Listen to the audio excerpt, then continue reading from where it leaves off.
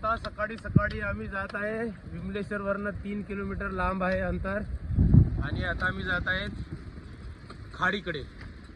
खाडीमध्ये आमची cycle load होणार बोटमध्ये आणि ती आम्हाला नर्मदा मैयाचा दक्षिण तट पार करून देणार। युटर्न मारून आम्ही मिठी तलाईकडनं तिकडच्या रूटला जाणार, म्हणजे उत्तर वाहिनीकडे जाणार। आता दक्षिण वाहिनी आमची अर्धी संपलेली आहे, 25% यात्रा संपलेली आहे, तर 75% बाकी आहे।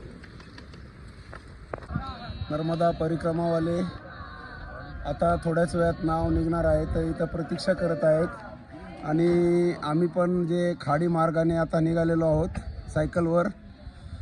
तर हा मार्ग आहे नावेकडे जाण्याचा। ते बसण्यासाठी लाईन लागलेली आहे आणि इथे बरेच भाविक लोक जे प्रतीक्षेमध्ये आहेत। अजून पाणी आलेलं नाही आहे भरतीचं।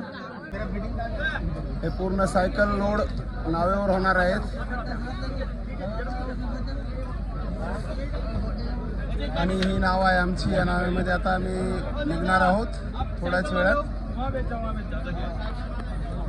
तर अशा पद्धतीने सायकल जे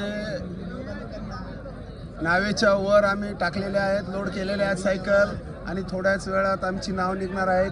तर दुसरी नाव तयारी सुरू आहे लोकांना बसवण्यासाठी आणि थोड्याच वेळात नाव ज्यावेळेस पाणी येईल त्यावेळेस नाव निघेल।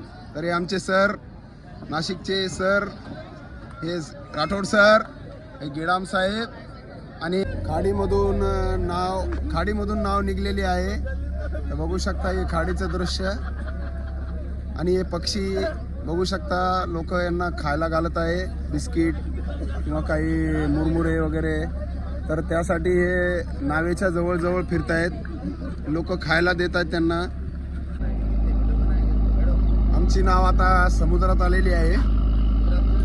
1 घंट्यामध्ये आम्ही 1 ते 1.5 घंट्यामध्ये दुसऱ्या तटाला राहणार आहोत नदीच्या। तर हा समुद्राचा भाग दिसत आहे, समुद्रामध्ये नाव आली आहे खाडीमधून।